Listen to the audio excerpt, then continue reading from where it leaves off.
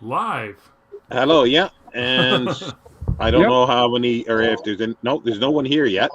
Okay. It says 0, but anyway, I guess we'll just sort of start, sort of a little bit. I don't know if we should wait till somebody comes or. Oh, there's two now. I'm showing There's a two couple. there. Yep. There we Okay, go. so yeah, this is for with Scott Bryant and Scott Danielson. We're going to talk about, in general, the One Sean, two Scots. yeah, the band's back together. Yeah. But yeah, we're going to talk about the Future History Project and more specifically the Mickey Zucker Reichert Susan Calvin trilogy. But I just wanted to start out that I made a mistake on my list that before the current reading of the Robots in Time series, The Predator, is the title story of Robot Visions. In here, because that sort of is I realized it once I started reading everything. So hello, Brandy, and what do we got here? Paul Reeds, and I'll have to figure out, hopefully I can start putting up questions, so if anybody has questions, we can go. So I think we've all read the 3 books, and Yes. I think we have sort of similar thoughts about them.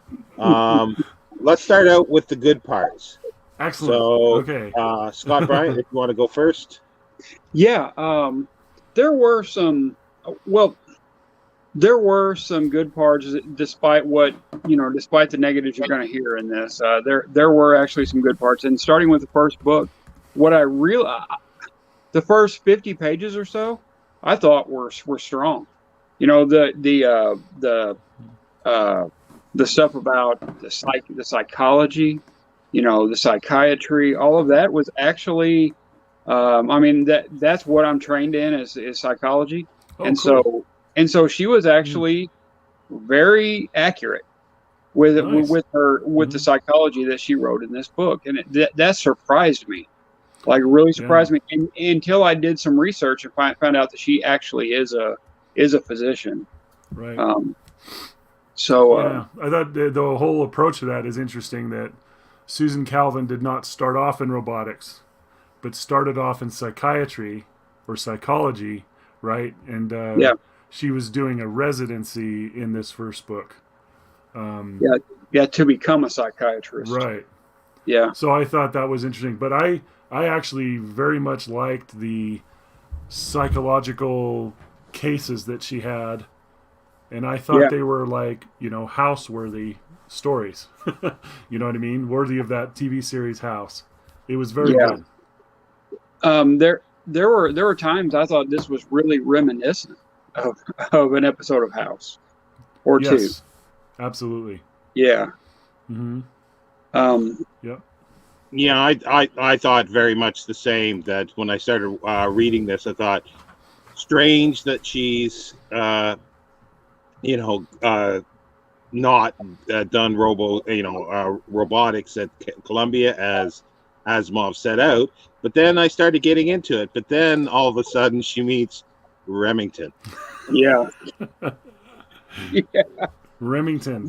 I've tried to change my name to Remington. I'm working on it now. Yeah, that was a little much. You bet. Yeah. The romance. The words that I used with Sean when we were talking about it as we were reading was eye rolling. Yes. I had it didn't feel real to me. I have no idea if it's typical of a romance how that went down. It's not. Okay. Yeah. Very good.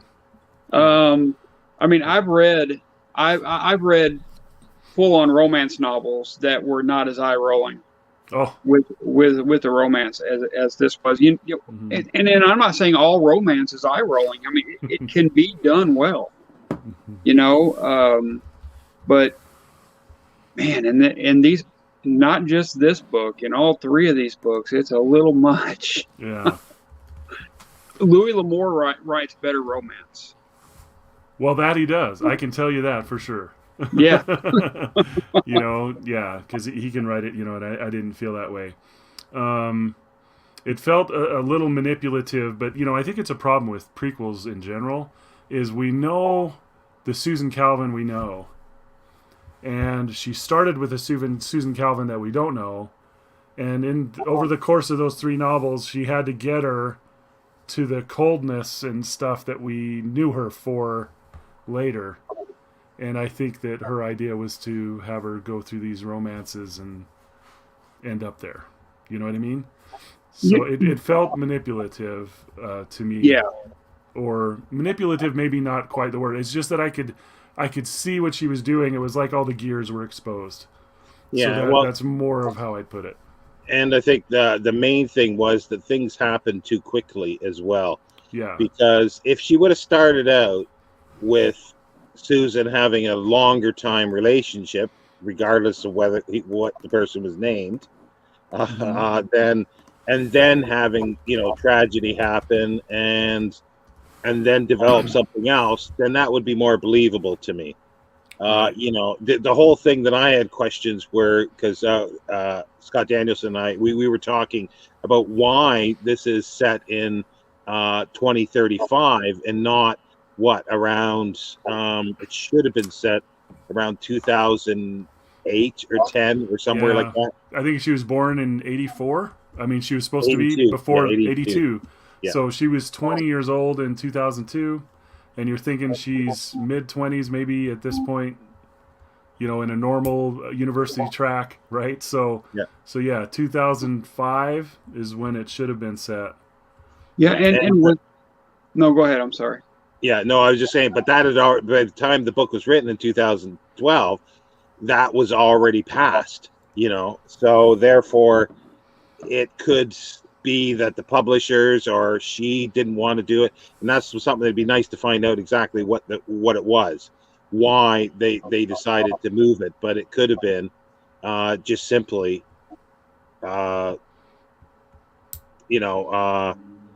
just because it's past, we're talking about. So they were like, but there aren't robots then. There aren't robots in 2005, and we've passed it. Therefore, we can't set it then.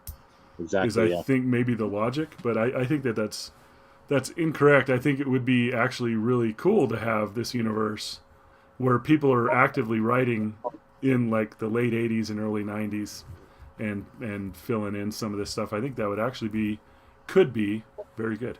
Yeah, because it's an alternate universe, and it's like it's fiction, right? You have to remember it's fiction, Right, yeah. Right. Yeah, I wonder if that was her or if that was her editor. Maybe something. Maybe she had wanted to set it back there. Who knows? But did anyone else think that she was a little more Susan Calvin at the beginning? Actually, I thought than she was at the end. I mean, she seemed more like Susan Calvin in the first 100 pages of the first book than she did in the last 100 pages of the last book. Interesting. Yeah, because of she was very analytic at the way she looked at things, and I thought that too. That she was that's why I was lulled into thinking that this could work. Yeah. And then it just went on. And I guess it could have worked. I don't know. Maybe not. Yeah. Maybe it was doomed from the start. Yeah. Another interesting thing that Sean and I looked up when we were talking about it as we were reading was that these books, the movie rights to these books went to the folks that did iRobot, the movie with Will Smith. And I found that interesting too, because that movie takes place in about 2035. Okay. And I don't know if you guys have seen that movie, but Susan Calvin is mature, and she's the robo-psychologist with experience in that movie. She's not super old or anything, but she's an experienced robo-psychologist. And I guess I'm saying the timeline doesn't even fit the movie. The movie seems to fit the previous timeline. Yeah, because that would have made her early 50s, and that fits, and that fits for the stories as well. Mm-hmm. Yeah. Yeah. Yeah. But Sean, like you were saying, I mean, the books aren't all, um, you know, aren't all bad. There are decent things that happen in the books. I like the way the last book ended. Actually, I thought that was actually done fairly well. The last chapter of the last book. But man, there were just, I mean, they were few and far between. A lot of eye rolling scenes. Yes. You know. I guess I was disappointed in a pretty big way with the books, but you know. Yeah, the question that I sort of had was her just dumping, what's his name? I can't remember the robot's name. Nate. Nate, right? Yeah. Yes. Dumping him in the closet, and turning him off, and it's like I'm thinking, what are the cleaners gonna think? Yeah. Oh yeah, I forgot about that. That's like the last scene when she does that. Yeah.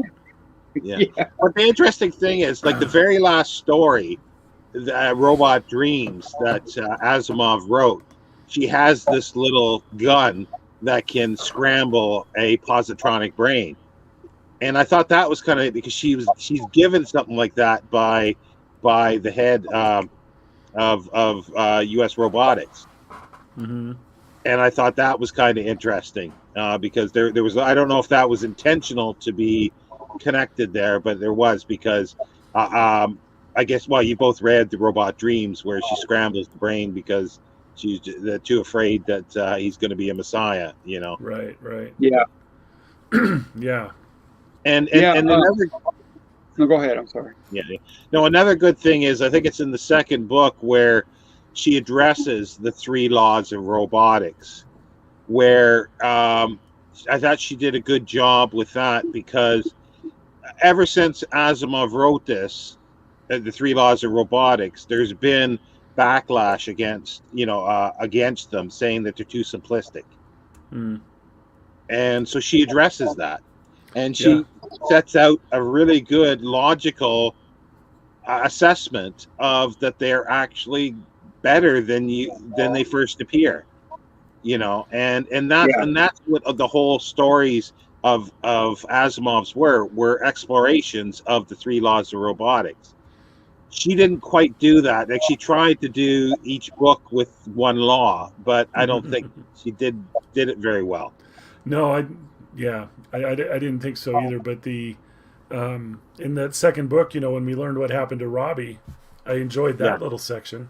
In fact, there was a fairly lengthy little section when she was talking to Nate about robots and history, and I thought that was very interesting stuff. It was compelling stuff.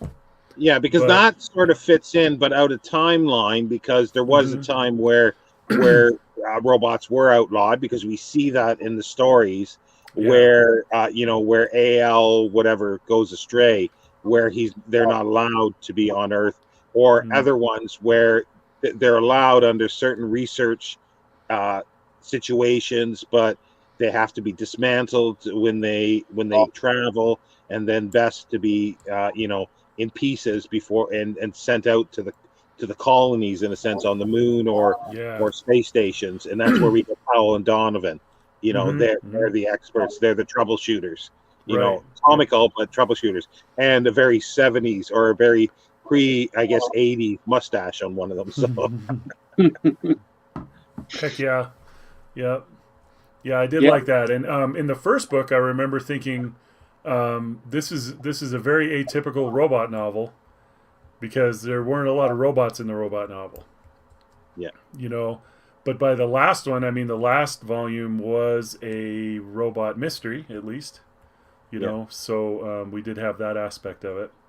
And Scott, I don't know about you, but I felt the same way, that, there was a lot of eye rolling and stuff, but yet I read them all. This is 1,000 pages worth of stuff. And I never stopped. It wasn't like I needed to stop. Some books I have to stop. But what do you think it is about this that kept you going? I actually think she is a skilled writer. I think she weaves a pretty good yarn. You know, she tells a good story. I don't think the problem is the words she puts on the page. I think the problem are some of the choices she made in this. I thought they were written plenty well. I mean, I would like to read some of her other sci-fi and fantasy. Yeah. She has quite a bit out there from what I see. I understand that she's written, epic fantasy is what I think she's known Yeah. for. Yeah, and I would read that. Yeah, and I haven't read anything else by her. I think really seriously, this trilogy suffered from not being Asimov, and from someone not knowing Asimov's world as well as Asimov knew it, and that kind of thing. And it may have suffered from editing too. I do wonder at some of those decisions. Like having a humanoid robot that you can't distinguish from a person at that stage of history, wherein Susan Calvin wasn't even a robo-psychologist yet. In Asimov's stories, we're dealing with robots that are clearly robots. They're humanoid, but they're clearly robots. Yeah. And the thing is too, and Susan, would she have missed all those things, even though it's supposed to be her father? Right at the beginning, right at the first story, as soon as there was the question of him eating, he's a robot. That's what I said to myself immediately, and I thought that was going to be the big reveal at the end of the first novel. But I like what she did with his name. His real name was Calvin Campbell. Or what was it? Yeah, Calvin Campbell. Yeah, right. Yeah. Obviously it's John W. Campbell that she's referring to. I think it's pretty clear. Yeah, and also too, it's almost as if that Campbell's her father, and if Asimov is her, Campbell's Asimov's and Asimov did say that is that Campbell was his literary father. So I thought that was pretty good. Yeah. So Brandy has a nice comment here. She said, "That's my complaint about these types of stories. If it's not the author's world, it's often not good." And that is interesting. I feel kind of two ways about that. Like if someone's writing a Star Trek novel, for example, there are some good ones, right? Yeah. There's some Firefly books out that I want to try. So I guess are these media tie-ins, or there's authors writing in other people's worlds? But I think that what Brandy might be getting at there that I really do agree with is when you have a series by a certain author and then they pass away and somehow it's continuing, often those are not good. When you have by Isaac Asimov and someone else, because he is no longer alive, that those books, I haven't had a lot of books that I've read like that were good. Yeah. The Firefly books are good. Yay. Are they considered pastiche, or is this something a little above pastiche? I'm really not. How would you define pastiche? Is that writing in someone else's universe? So the Foundation's Friends anthology, are those pastiches? I kind of feel like that's what a pastiche is. Yeah. But if you're writing a Star Trek novel, I don't think that is. Yeah. And so this novel here, these three novels, I wouldn't call them pastiche. Okay. Because they're attempting to be in the universe, I think. Yeah. I don't know, but there are so many. It's kind of like why Star Trek right now drives me so crazy, because they threw away everything. They don't seem to care about what came before or anything like that. Right. And that's definitely this book. Whoever it was, whether it was the author or the editors or whoever, didn't care to make this thing fit really nicely. I don't know why that is. I really know is that the estate, which was Janet Asimov at the time, and Robin Asimov, his daughter, the estate approached Reichert to write these. Yeah. And I think the connection is that one of her editors was Martin H. Greenberg. So she knew Martin H. Greenberg, and Martin H. Greenberg was a friend and collaborator for editing with Asimov. Yeah. So that's the connection. But who had final say? You would think it would be the estate, so they must have signed off on this. Yeah, they must have. And I don't know. I just try. How beautiful would it be if all this fit? You know what I mean? Yeah, yeah. I do feel the same way about Star Trek, and I know that every iteration that's come out has changed something, or whatever. But right now they just seem to have exploded it. And I think that mentality, I think, does it come from comics or something where they reboot all the time? Yeah. Or something like that. Yeah. Am I just an old fuddy-duddy that can't stand Well, change? think, when you talk about Star Trek, just to get off track a little bit, how many are there? There's like 400 and some Star Trek, books that have been written. I think it's 700. Right. Oh, 700. Okay. Yeah. Out of that, if there's not a few of those that are good, then that is really bad. Right. Agreed. Yeah. And the Star Trek novels have never attempted to fit, right? I mean, I'm not going to say every one of them, but there's not like a continuity amongst all those novels in the TV series. No. It was never part of what you would call canon, I guess. Yeah. And I know that in the Star Wars universe, they're attempting to make it all canon right now. Yeah. I think when Disney bought it, they cut off what came before, and then now they're trying to make everything canon. So they're kind of controlling everything that's being produced. I know we're getting off the line here, but I'm just thinking, how wonderful would it have been had they could have done endless novels like this, but and I guess they could still do them and just not care about continuity or whatever. But for me as a reader, I appreciate the continuity. Yeah, but the thing is that I guess, because Asimov never really had the continuity so much in the thing, that I guess that is possibly acceptable with this. But with Susan Calvin being so important, I would have thought that was a must to have it. Yeah. Like if you write anything about Daniel Oliver, that has to be canon. Right. That can't be, him on a wet weekend somewhere, with a female humanoid robot, or something like that. Yeah. Well, sorry. I don't think anyone would write a Harry Seldon novel and not worry about continuity. I don't know why they did that with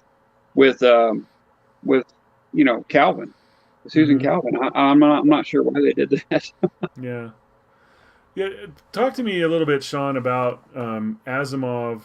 His own intentions, because he wrote Foundation in the 40s, early 50s, I think, and then he wrote The Naked Sun, The Caves of Steel and The Naked Sun, I think in the 50s, and then there was like a giant gap in which he was not writing novels in his universe, and then in the 80s he came out with Foundation's Edge, and then suddenly he was writing novels, a lot of them, right? And he was pulling the robot universe and the Foundation universe into one universe. So I guess my question is, do you know, was that his intention from the beginning, or did he discover sometime in the 80s how fun it would be to pull this together and then wrote to pull that together?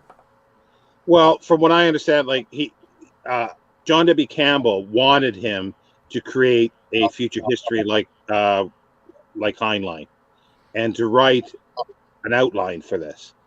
He went home and he tried an outline, and it drove him nuts. He does not even write an outline for a story. He gets the beginning and the end, and then it sort of creates itself. That's awesome. I just a quick thing. I had read one time from Asimov that what he does, he said everything goes through his typewriter twice.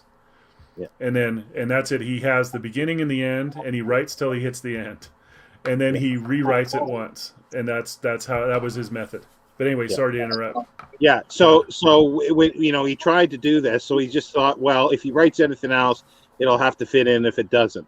And then so he got tired of the Foundation story, so he wanted to end it, but he caved into Campbell of having it a bit open ended, the last story, which is good that he did.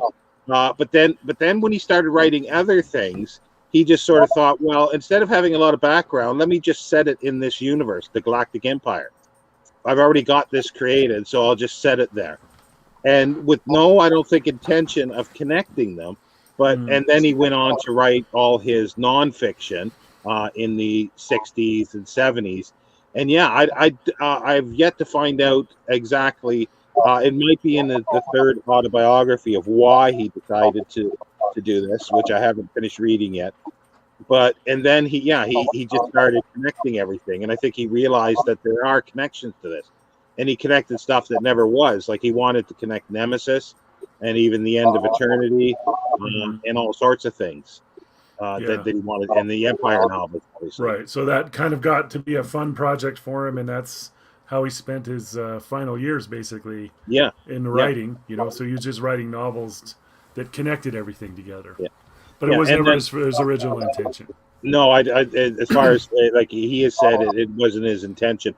And the thing was that he found out that there were issues that he even had himself. Like there were issues that, you know, that things didn't fit. Like even early on, you know, with the Empire novels, they're a bit creaky in places, as we'll get to. We'll see, because they don't really fit in with everything. But you know, you can overlook some things, and he puts introduction in a couple of them where, you know, like some of the signs doesn't work anymore, but he's not changing it, you know, and that's the one thing. But he did, and that's the interesting thing. He did change Robbie from the original. What did he change? Remind me on that. He put in Susan Calvin, and he put in U.S. Robot and Mechanical Man. Gotcha. Okay. So he put those things in. Which work, but they weren't there in the original one. Yeah. Because you've got a 15-year-old approximately, I think, or somewhere around that 15, 16 years old, Susan Calvin watching Gloria, you know, destroy a talking robot basically by a few questions. Gotcha. Yeah, Becky actually read the original Robbie. When she read it during New World's November, and then when I read it just a little while ago, I read the edited version, which I like better. I think he actually improved Robbie with his edits, so and his revisions. Mm-hmm. Yeah, well, and I think it does work. It works in there, and that's what, like, I've been saying, like, a lot of times, some of these robot stories that we've read, just off the top of my head, I can't remember the name of it, where Let's Get Together, where the robots are going to get together and blow up all the robot sort of, you know, scientists together. Mm-hmm. That doesn't quite really work within the universe. So much, because and then the other ones about the two brothers, they don't quite work. The only thing that they work in a sense is that they tell you a little more about the evolution of robot within his mind, I guess, in Asimov's mind, I think. And Randy, version is Robbie. Did I read in Cleveland? That's the the updated version from the 50s, not the original version. That has Susan Calvin in. Yeah. As well. Yeah, and in the original Robbie, Becky was telling me had a really kind of a sad ending, which I was surprised about. I don't remember exactly what she said happened, but yeah, it was a different ending as well. So. We got Joseph B. here. Do you prefer the Near Future Robot short story series or the Future Robot novel series? I'll have to think about that. So you two can go first. I don't know if you call the Near Future, you know, the stories he was writing in the 50s. I really like those stories a lot. But I have not read any of the Far Future robot novels since they were published. So it's been a long time. So maybe I'm going to be changing my mind here as we progress. But I love the infancy of those stories, and trying to remember some of the names of them. You know, one of my favorites was the one where the robot was supposed to end up on another planet, but it escaped or got out somehow. And then it was in a city, and it built a machine in the city, that Oh yeah, was, yeah. and then they showed up to dismantle him, and apparently he built it. The robot built it in a brilliant way that they lost when it blew up. Right? Yeah. Was Yeah, I mean that was AL something goes it goes astray. astray. Okay, Yeah, that's yeah, it. But I love those kinds of stuff. Um, I think that's more interesting to me than is this person a person or a robot. yeah. Those are interesting, but I think I like the early ones better. What do Yeah. you guys think?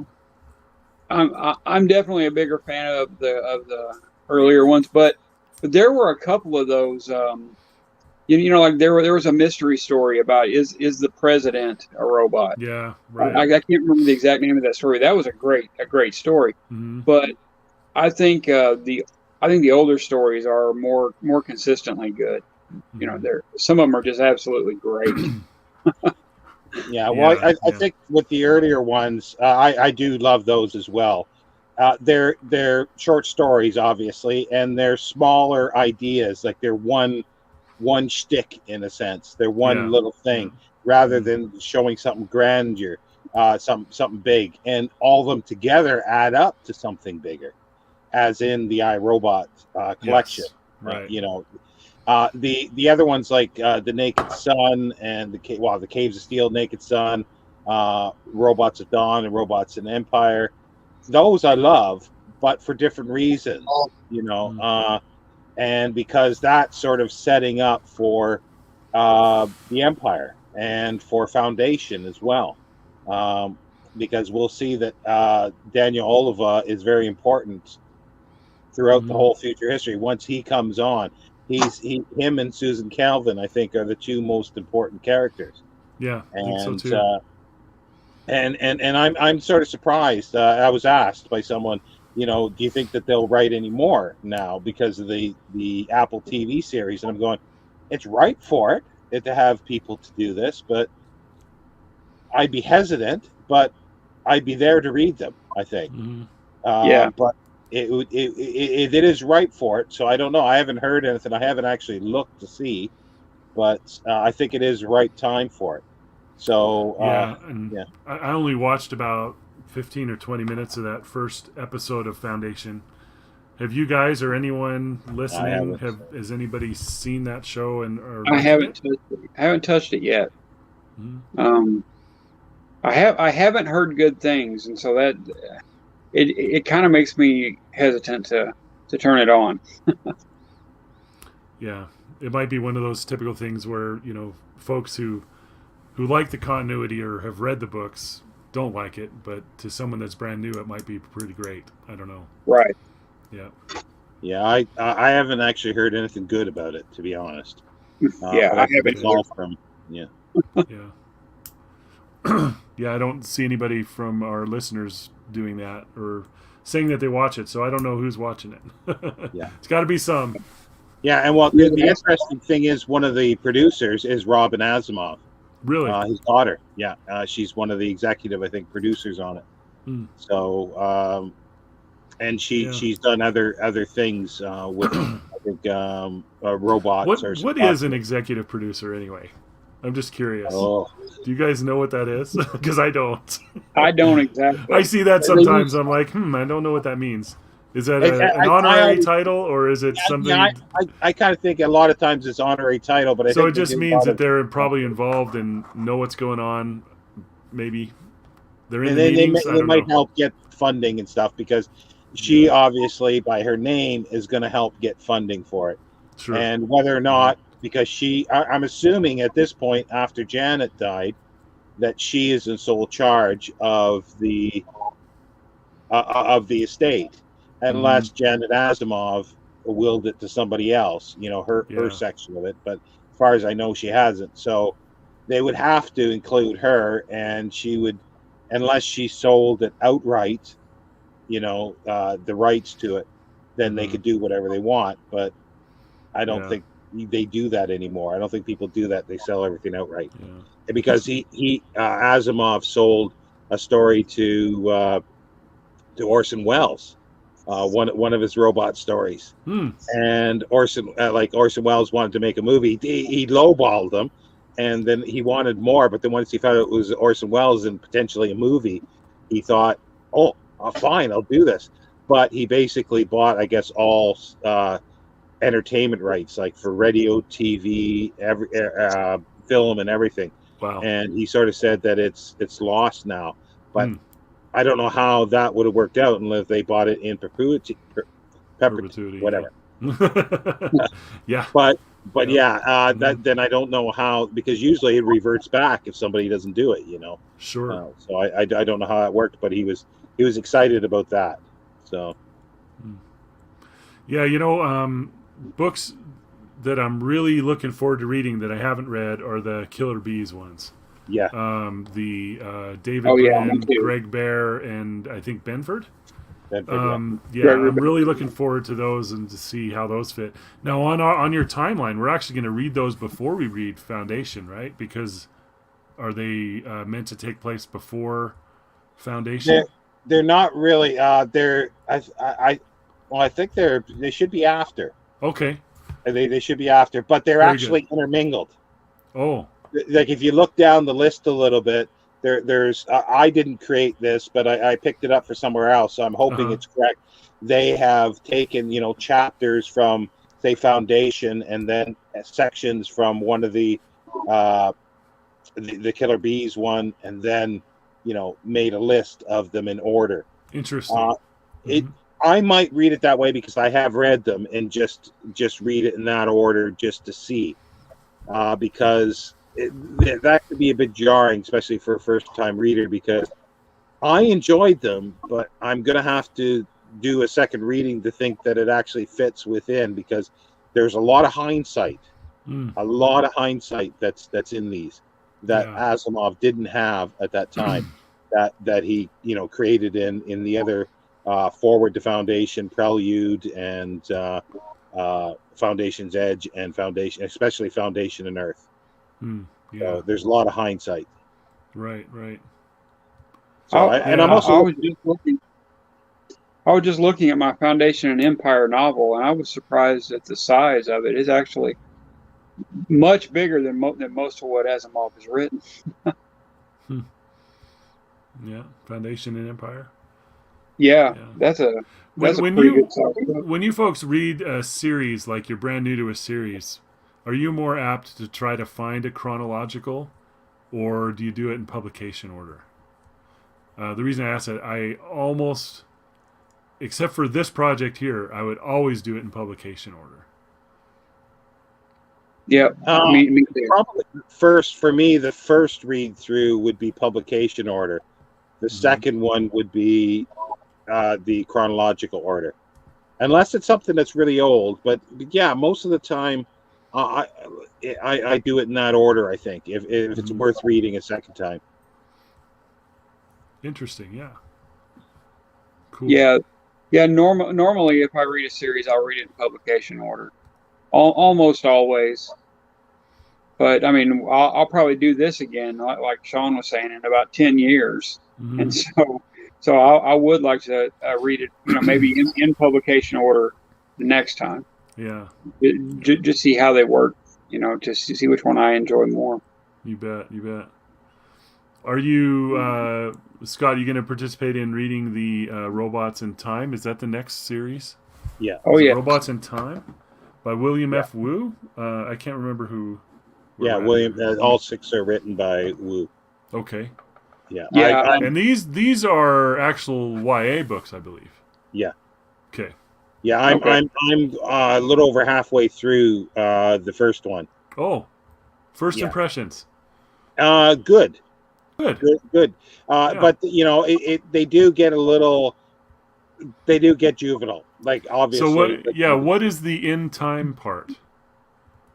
Is there time travel happening? Yeah, there's time travel happening. Yeah. Okay. But it's gone. He's gone back to the basics of sort of the 3 laws. The whole thing is steeped in the 3 laws of robotics. Oh, cool. And there's a reason for that. But that's why. That's why this one, Robot Visions, is a time travel story. And that's why it sort of helps to read that before you read the others. Okay. Okay. I think so anyway, because I sort of forgot. I forgot it off the list. But this Okay. this is a good one because it's Mhm. got three new robot stories in here that aren't in the other ones. But there's about 55 pages or 60 of essays and introduction of robots, which is good, and that's pretty well the same as the Robot Dreams one. Yeah, So it's a concentrated that's cool. thing. I need to get that volume. But yeah, this is the volume that I've been reading most of this stuff out of. Whoops. There we go. Yeah, The that's old a nice one. I have that one there Doubleday. before. Yeah. Yep. But I don't have Robot Dreams. I have the paperbacks. I don't have them in here with me. I don't think. I Mm. have the complete robot here, but I have dreams and Oh, that's visions cool. and a Yeah. complete robot in paperback. Mm. I don't remember where I found them. I think Goodwill. I found them at a Goodwill Yeah. for like Nice. The first collection, Complete Robot, as far as I know, is 1982. It was published, and it was published by the Science Fiction Book Club, and it's red. Yeah. It's And to red. get Yeah, back to red with white letters. yeah, yeah, and Wow. the interesting, speaking of Star Trek, the first series of Picard, where there's a roboticist at his vineyard villa, Yes. and she pulls up. Mm. The book club edition says, "Oh, you like the classics." That's good stuff. So I thought Oh, that was a love it. nice little nod That to is. Asimov. Heck So yeah. yeah, we're not really getting too many questions or hardly any questions Mm. here. Does anybody else? There's 11 people watching. Any questions for I guess mostly about, well, it can be directly science fiction as well, but mostly about Asimov or the Future History Project would be great. Um, but yeah, and I guess Yeah. the other So, thing is, like, so far, I guess because we're still stuck in the robot period, and we're going to be for a right. while with the other material. We've got the 6 books coming up, 2 a week of the Robots in Time. Then we go back to some Asimov material, and then we've got a long section of 2 other sets of 6 volume of these short juvenile ones. But there's Right. 2 other trilogies of robots. Those I have not read, but those I've been told, or one of them especially, is supposed to be very good. Okay. And Good. Hmm. so I'm looking forward to those to see how they fit in, because I Excellent. think Yeah. they fit more into after Daniel Oliva stuff, the Caves of Mm. Steel and the Naked Sun. Right. So they fit into there. Awesome. So I see. So upcoming right after 3 weeks of Robots in Time books. Then we've got some Asimov short stories, and then we're into some novels. Yeah. So the Positronic Man by Asimov and Silverberg, and I think that's an expansion of the Bicentennial Man. Is that Yes. right? Yeah. Okay. So, like, the idea is to read the Bicentennial Man first, the novella, Mm-hmm. and then read the novel, Okay. and sort of it would be interesting to see how Robert Silverberg changed Yeah. it. I I don't read remember. one of those. I'm wondering if I read Nightfall. Wasn't Nightfall expanded by Silverberg? It was, yeah. I think I That's near read the that end of the one. list. That's I near think I the end read of the that one, list. but I haven't read this one. And then Nemesis the week after that. And then the week after that, we get the Caves of Steel, which is I great. love that book. Love Caves of Yep, Steel. you I bet. haven't read it in And probably then, 15 years, but I love it. yeah. And then the Naked Sun, along with a famous story, Mirror Image. Yeah, that's Yep, the last sort of Elijah Bailey story. So, yep, yep. So we're looking forward to that. So, yeah, I'm very curious to see those woos, and I do have them on ebook. So I will check out at least one of them, jump in, and if but like these books that we're talking about here, like I said, I was compelled to go ahead and finish them. And Yeah. I'm not someone who feels particularly that I need to finish things. If I don't like them, I usually discard them, right, yeah. and move on. Well, if you made it through the Reichert ones, I think you'll make, or at least through the first Uh, one. Excellent. Like, there's a few sort of eye rolling things that are juvenile. Uh, Well, I guess it's not a plot thing, but they start riding dinosaurs as horses. Sweet. Sweet. As a person would. I mean, Yeah. come on. So the robots are in dinosaur time. Yes. Awesome. Yeah. So I'm Okay, not, sold. I won't say why or Sold. how. I love I'd it. love to see that. in So I think comic every book. novel is going to be something to do with them going in time, obviously. I love it. I love it. God, it sounds like a blast. Yeah. So E.B. Budd has asked a question about favorite horror movie. It's very far from Asimov, I think. Well, Asimov did write a few horror things, but not much. But they haven't been made into films, I don't think. You bet. I do love horror movies. I watch a lot. The best one I've seen lately is called It Follows. Oh If God, you haven't seen that, that was good stuff. Yeah. Yeah, it's great. Yeah, my favorite science fiction horror is Alien. I still love that movie. Yeah. Oh, And yeah. I love the Yeah, mine novelization too. of that movie too. I've probably read the novelization 3 times. I think Alan it's Dean quite Foster. good. Alan Dean Foster wrote it. Yeah. Yeah. And there's just something about that book I just love. I pick it up and I read it and I can't stop, and I think he did a terrific job with it. But I love that movie. Yeah, I like it too. It's basically there was the lawsuit against the A.E. Van Vogt. What is it, Black Destroyer, I think. But it's also reminiscent of the '50s film. It came. What is it? from outer space?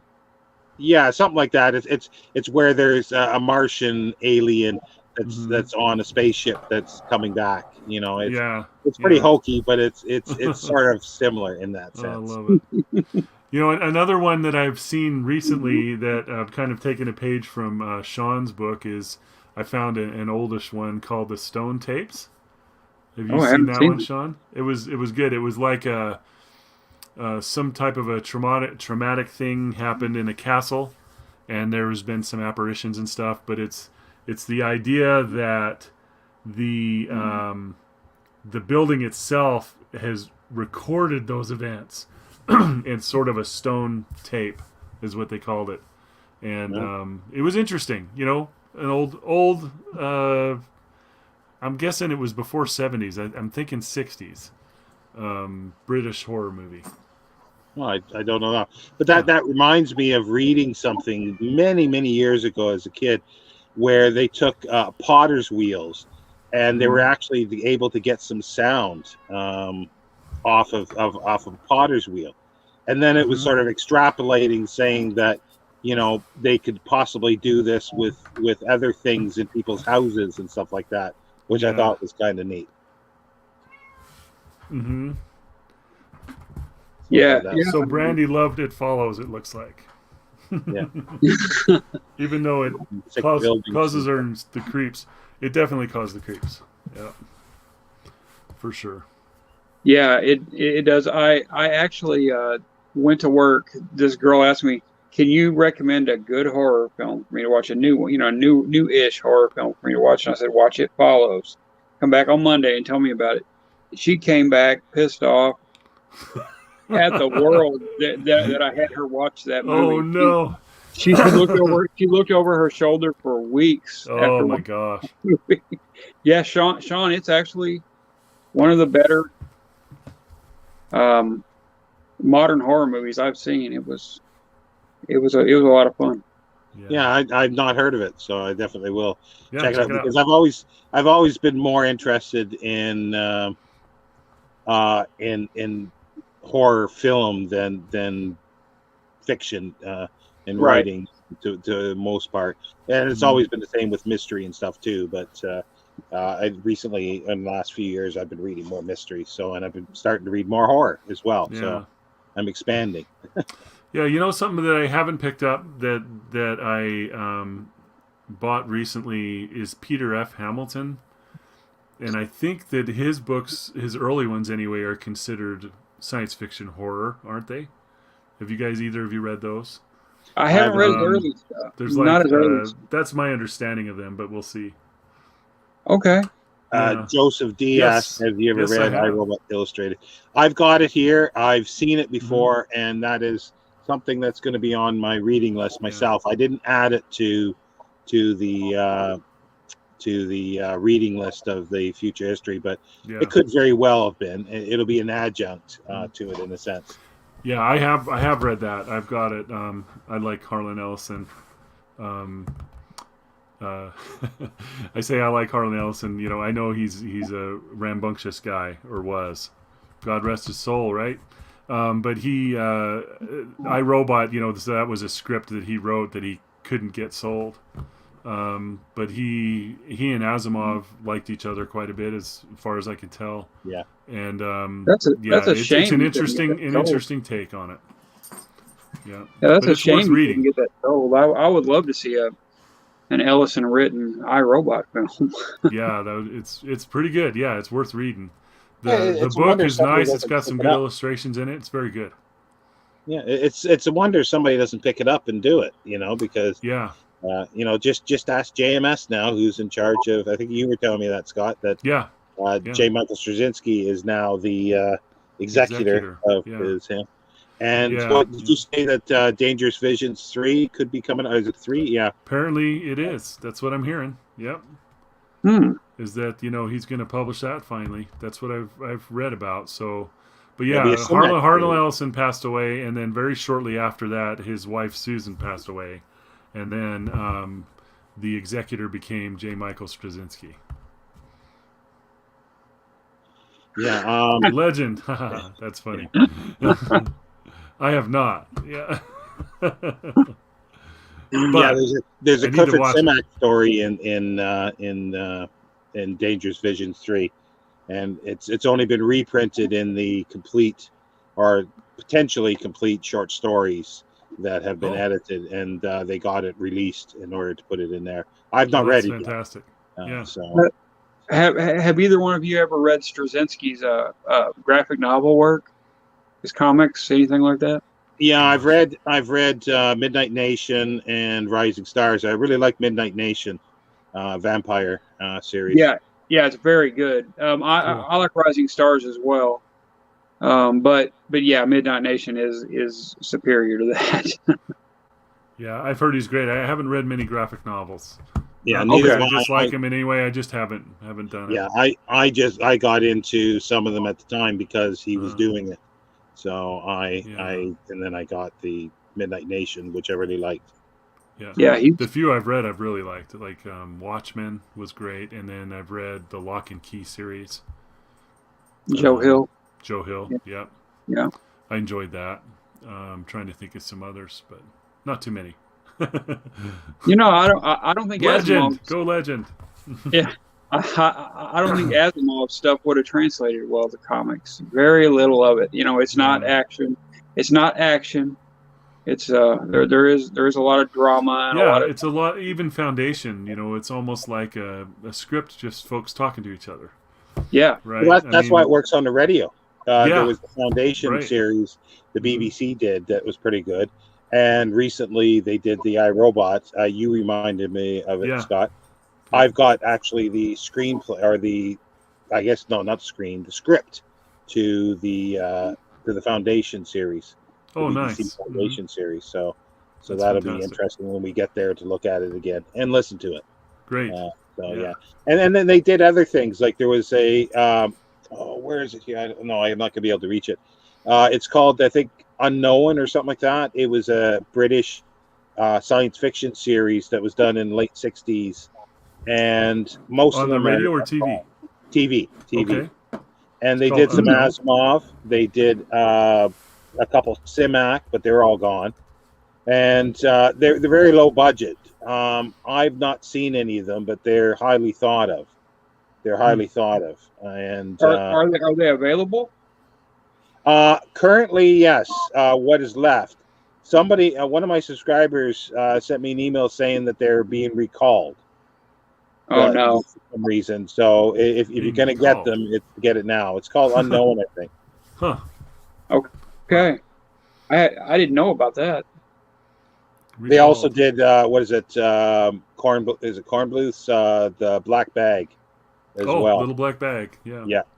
I'm not sure how they did the final scene, or they would have done with the slitting of the throat, but they probably would have Off well, I guess camera. that's just- Off camera is off my camera. guess. Yeah. And I guess that's a big spoiler for anybody who hasn't read it. Yeah. So, oh well. Yeah. That's fun. Yeah. I've it's hard. recently been, you did your show on The Lodger. Yes. And I loved The Lodger. I thought it was great. And then been branching off into other silent stuff. Right now I'm going down a Buster Keaton rabbit hole. Oh, okay. I'm just grabbing everything I can find by him. And I'm reading a biography of him as well. What you need to then watch is the Hard Act to Follow documentary by Kevin Brownlow. Okay. You need to look at that. It's A Hard Act to Follow. Okay, writing that down. Yeah, by Kevin Brownlow. Okay. Sherlock Jr. is gold. Oh, nice. Yeah, I need to see that one. I haven't yet. Yeah, that's The General is my current favorite. Oh yeah, the General. Some of the stuff he did in that film is just insane. Mhm. It's crazy that he actually did that. Yeah, yeah. Well, I love one of the scenes where he's stoking the fire, and there's the girl there. She picks up a little twig and puts in, and he looks, and then just grabs her, strangles her. Oh man, Scott, have you gotten into Murnau yet? Murnau? Yeah, That's Murnau. I don't know who that is. I'm sorry. What's he done? He's German silent films. Is it from like the 20s? Like Metropolis? Well, Metropolis he is did- Fritz Lang? Is that right? Yeah, Fritz Lang, but he did Faust and Sunrise. Oh, okay. No, I don't. Metropolis is German, isn't it? Yes. Okay. Yeah. Fritz Lang basically destroyed UFA, the studio. It cost so much he bankrupted them. Oh wow. Yeah. And that reputation followed him to the U.S. Love it. Yeah, my favorite. If you watch Faust is like every scene is like a painting. It's like a stage painting almost. Nice. It's just beautiful. Yeah, it's my favorite film, and I watched it for the first time like 2 months ago, Sean, something like that, 2 to 3 months ago. I've never seen anything better. It is freaking amazing. Just the best thing I've ever seen on film. And Metropolis? No, Faust. Faust. Okay, Faust. Got it. Okay. I'm writing that down too. Yeah. Yeah. Sean, it's one of your favorites too, isn't it? Faust? It is, yeah. Well, Murnau is one of my favorite directors as well, even as some of his earlier stuff. Well, he did. You'll know Scott Murnau from Nosferatu. Ah, okay. He did Nosferatu. So got it. That one I know. Yeah. That was early Murnau, wasn't it? 1921. Yeah, somewhere around that. Yeah. Okay. Yeah, and Cool. my favorite Fritz Lang is M. I love M. That is such a cool film. Got it. Yeah. Cool. Yeah, there's a lot of science fiction stuff, not just Metropolis. Fritz Lang did First Woman on the Moon, or in the Moon, or no, on the Moon. Yeah, it's First Woman on the Moon. I got confused there a bit with the H.G. Wells story. But yeah, and it's really good for the time. It's science fiction stuff, and then he's got spies, and even Dr. Mabuse has science fictional sort of elements in them. And then there's some Soviet science fiction. There's a lot of early science fiction. And if you go right back to Georges Méliès's, the Moon or Trip to the Moon or whatever, all the hand painted stuff in like 1902 and stuff like that, which is kind of neat. Fantastic. I got a lot to explore still. Yeah, science fiction. Yes, just even if you just stick to science fiction silence, you got a lot there as well. Yeah. But yeah, we're coming up to an hour now, and we've kind of got off topic of Asimov, which is fine, but I think we're losing viewers here. We did get about 10 or 11, but now I think we're down to 7, and I don't see any more. They're dropping like flies. Yeah. So I want to thank you both for coming on. And is there any other last words about Asimov, the Future History, or the Susan Calvin books? Nothing really else to say for me on Susan Calvin books, but I am still very much looking forward to finishing this project. I'm still very excited about it. After how many weeks has it been now? Are we in 10? Yeah, we're in week 11 now. Actually, week 11. So week 11 started today. Yeah, you bet. Well, Paul Reed says he's still here listening. Do you have any questions, Paul? I love it. Yeah. But yeah. Yeah, well, the Susan Calvin books, I would say if you want to start reading Susan Calvin, start with the Asimov's short stories. Don't start with these books. Right. Yeah. Because these may not turn you on to the rest of the the Susan Calvin. Maybe the estate will listen because I really would be very much interested if they would do something that fit. And made an attempt to do that, and absolutely could be very good. Could be. Well, yeah. Well, there's so much that they could do with her, and as I say, with Daniel Oliva too. And I'm not sure if he shows up in the other robots stories at all, because they're about the right timeline. So he might show up there, but there's so much. There's still gaps that he hasn't dealt with. Yeah. Because he's there in the background all the way through. So. Anyway, I think that's everything's been said. I think more or less about these. Sort of, I guess, read them at your own peril. This is the third one. That's the third one to preserve. I'm doing it backwards here, but second one is to obey, and the first one is to protect. Neat covers. Right. They're cool covers. Yeah, which cool I think To Protect was the weakest of the three. The first one. No, the third one I thought was the weakest. Yeah, which is interesting because it was the robot mystery. Yeah. I told Brandy. I was talking to Brandy on Voxer, and I told her what had happened up to the start of book 3. And she predicted exactly what was going to happen in book 3 without having read 1 and 2. So it was pretty darn impressive, Brandy, I must say. and everything was telegraphed. There were no surprises in these books, very, very little. One thing. Yeah, sorry. No, I'm sorry. Go ahead.